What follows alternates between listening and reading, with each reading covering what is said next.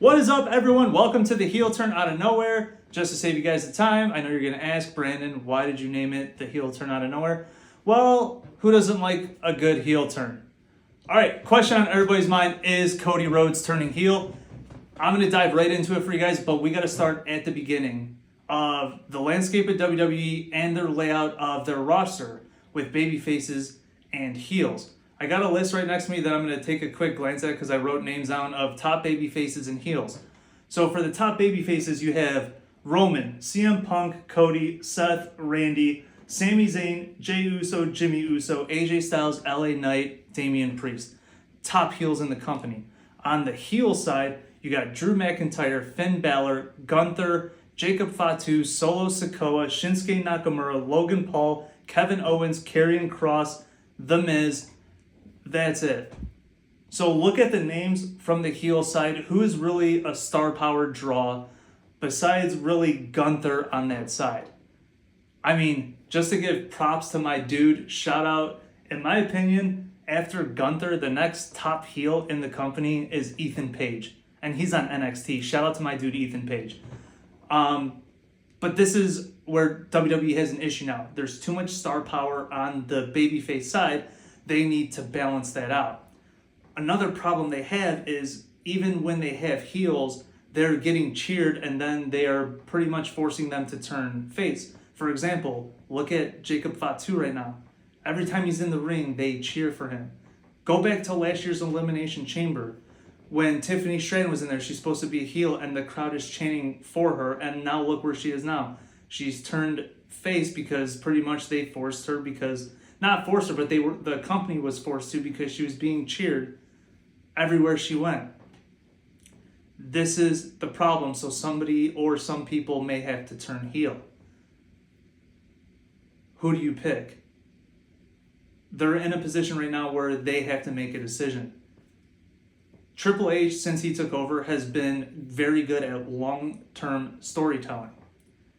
This goes back to last year, the day after WrestleMania 40, where The Rock and Cody were in the ring, and they were talking, and Cody tells him, I'm their champion, but I'm your champion. Also telling them you're the boss and everything, but I'm your champion.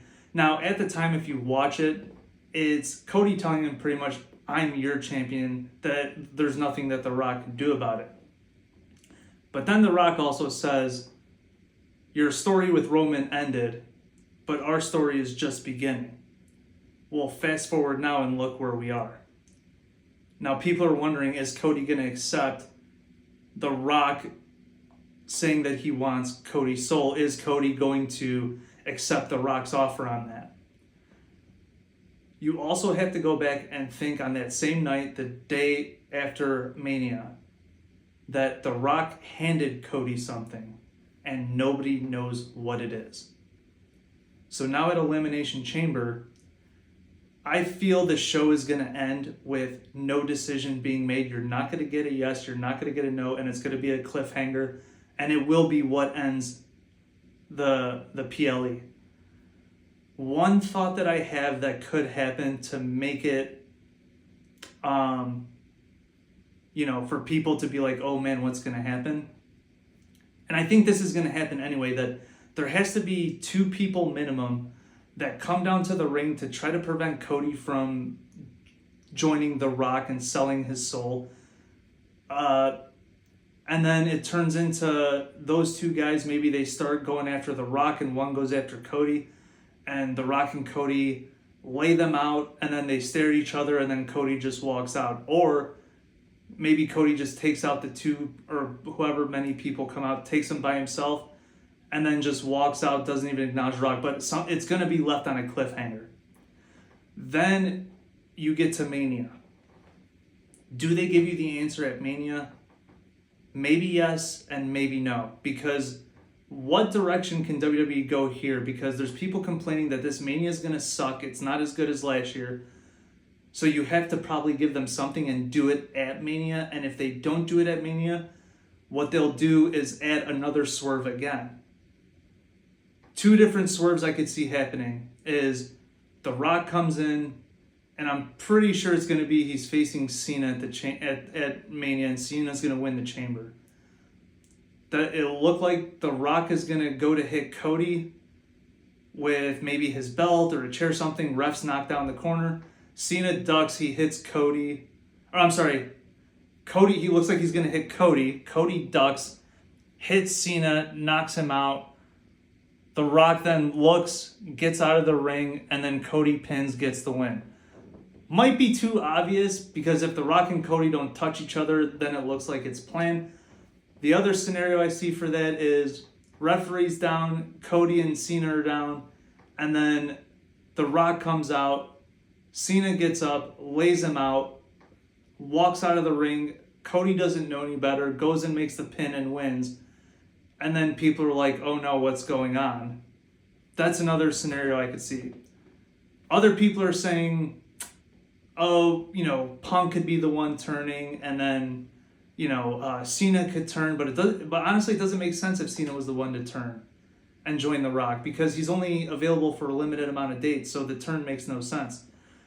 I don't think there's as much reaction for Punk doing it, even though Punk made the statement of saying, I'll stab you in your front. But that doesn't make sense, because technically if he joins The Rock, he is stabbing Cody in the back if Cody says no. So if Cody does say no, yes, the storyline will continue of The Rock will find someone to do it, and maybe that where it does make sense. If Cody finally comes down and says no, that he's not going to join The Rock, and then The Rock is trying to make Cody's life hell and find someone to do it, and then if it's CM Punk who does turn and he takes the belt from Cody, I guess that makes sense of saying I'll stab you in the face, like in your front, by turning and joining The Rock and taking the title off him that way. I could see that as a thing, but I don't see that potentially happening until maybe like SummerSlam Survivor Series, somewhere down that road. But that's my prediction. I do think Cody will turn heel. If it does happen soon, I gave you my reasons why. If it's down the road, it's the long-term storytelling, and that's what Triple H and the company likes to do now, is long-term storytelling. But this has already been going on for a year with these guys. But it's all fun and excitement, and I'm just as excited as you guys to see where it goes. But I thought I'd give you this prediction, but with what I think is going to happen with Cody. But the main thing you guys have to focus on is with Cody, if he does turn, when he does turn, if it happens, it's all going to come down to what The Rock handed him in his hand the night after Mania. I don't think I've heard anybody else talk about this. You heard it here first. So when it happens, I'm going to come back and gloat about it and tell you guys I told you so. I'll catch you on the next one. Peace.